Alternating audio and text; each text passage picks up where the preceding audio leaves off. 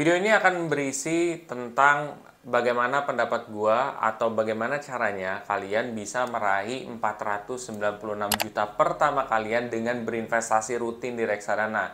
Buat kamu semua yang penasaran bagaimana strateginya, simak video ini sampai full.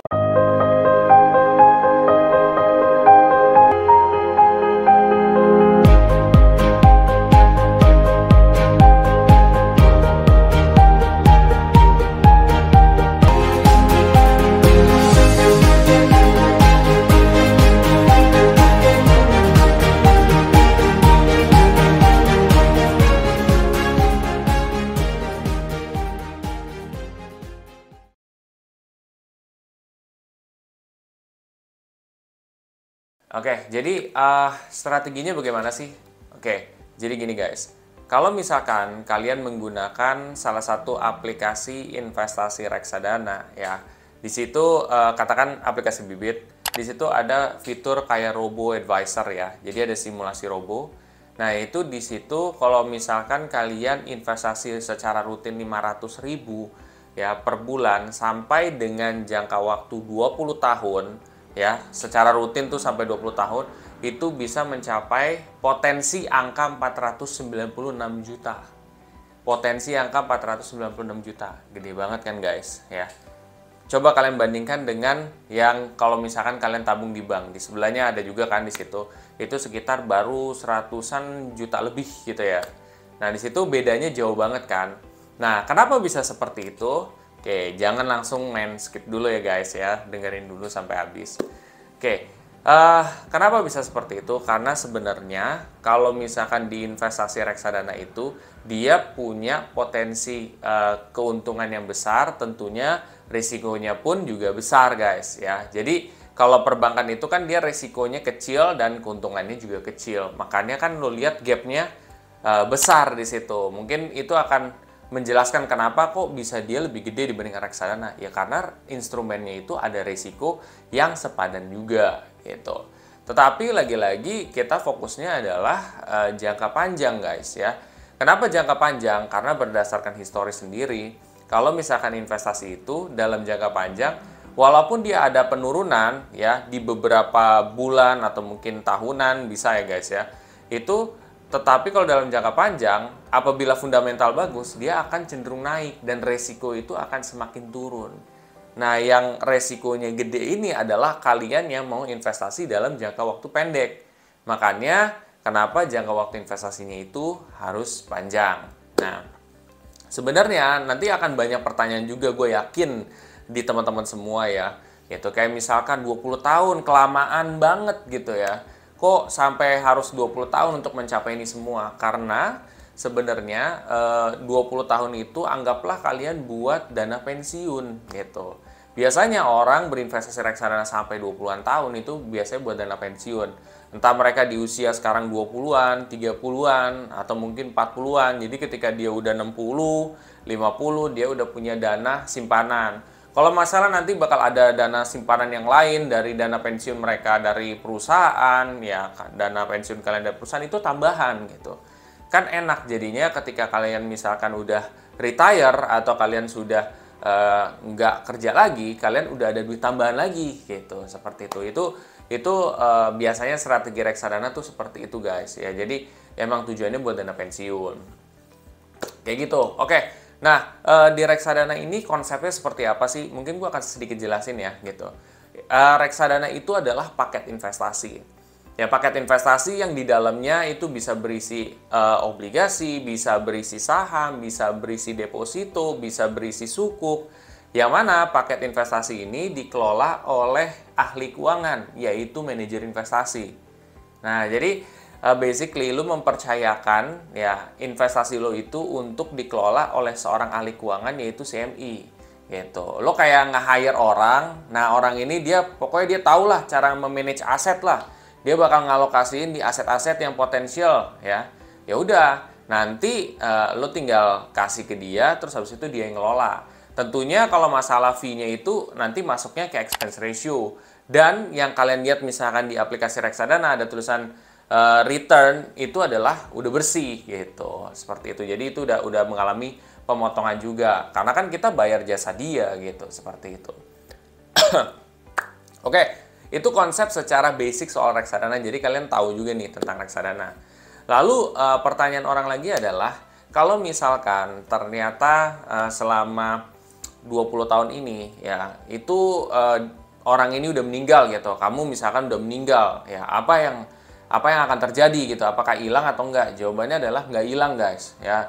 Karena kalian bisa pakai fitur ahli waris juga. Jadi di fitur ahli waris itu nanti kalau misalkan tiba-tiba kalian, ya mudah-mudahan sih enggak ya, meninggal gitu ya. Terus ya udah, kalian bisa aktifkan itu, ya otomatis nantinya ahli waris kalian yang akan mendapatkan investasi yang kalian udah capai waktu itu, atau investasi yang kalian udah benar-benar ya tabung gitu, seperti itu. Jadi nggak akan hilang gitu.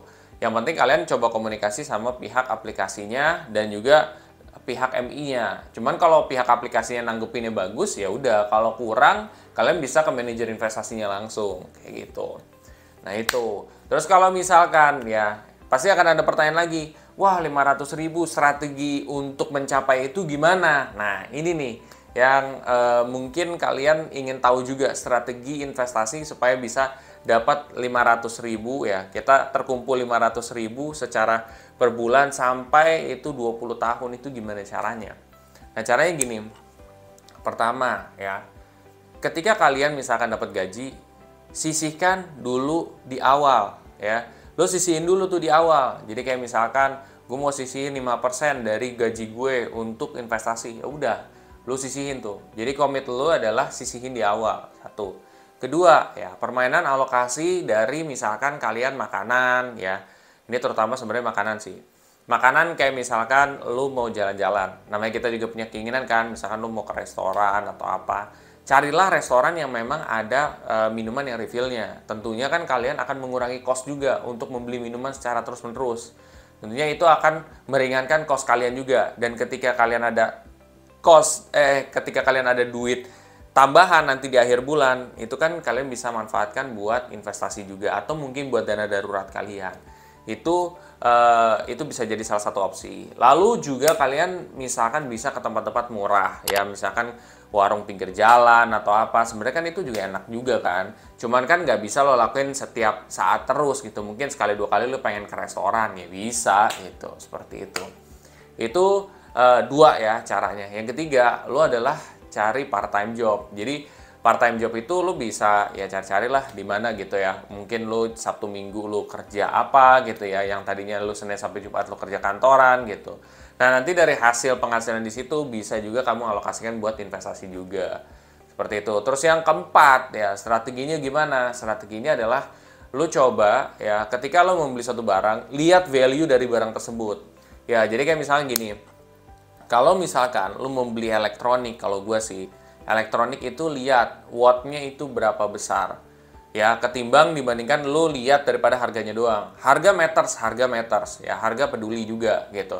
Tapi ketika lo ada dua pilihan ya, antara beli satu barang atau atau satu barangnya lagi, yang lo mesti tahu adalah kira-kira wattnya berapa.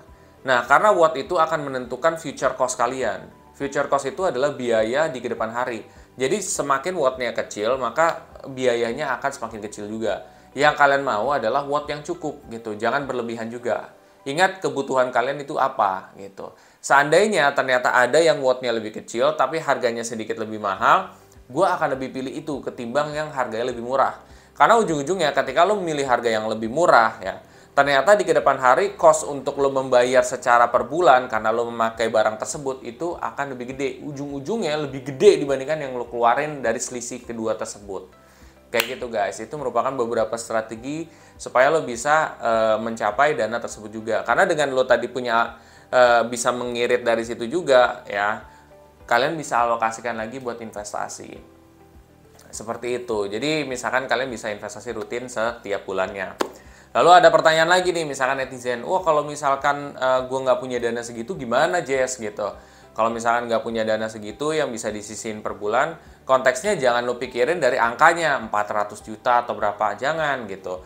Lo fokusin terhadap effort lo atau usaha lo. Lo mampunya berapa? Ya udah, kalau mampunya segini ya udah rutin aja. Kayak misalkan lo bisa cek aja di playlist dana darurat gua rutin ya rutin aja gitu. Tapi Kan nominalnya nggak tentu, bisa kadang gocap, bisa kadang cepek, kadang bisa di 125 kayak gitu. Sebenarnya kemampuan lo aja gitu, dan itu nanti hasilnya juga akan lebih gede. Ini kan sebagai contohnya adalah kalau misalkan lo bisa misalkan berinvestasi dari 500.000 bisa menjadi segini. Ya kalau misalkan lo berinvestasi 400.000 mungkin dapat nominalnya potensinya lebih di bawah. Tapi kan seenggaknya kalian bisa dapat lebih. That's the key, Pak. Bukan masalahnya patokan nominalnya berapa, seperti itu. Gitu sih guys. Jadi sebenarnya semua bisa kalian lakukan juga. Semua tergantung daripada kalian. Nah, buat kalian yang setelah ini ya termotivasi ya untuk mulai berinvestasi di reksadana, kalian bisa coba pelajarin dulu tuh. Misalkan di playlist seminar investasi reksadana gue juga. Itu gue pernah buat tuh. Di situ kalian bisa pelajarin. Nah, buat kalian yang setelah itu termotivasi untuk mulai berinvestasi reksadana di aplikasi Bibit, kalian bisa pakai kode referral gue yang ada di bawah ini juga. Nanti kalian bisa dapat cashback reksadana sebesar 25.000 dengan kalian minimum investasi 200.000 di robo-advisor. Dan aplikasi Bibit ini sendiri juga sudah terdaftar dan diawasi oleh OJK sendiri. Kalian bisa cek di websitenya. Oke, itu aja guys yang bisa gue sampaikan hari ini. Bila mana kamu rasa video ini sangat bermanfaat, please share aja ke sobat investor yang lain. Dan jangan lupa untuk subscribe, like, dan komen di video gue. Sampai jumpa di video gue selanjutnya. Terima kasih.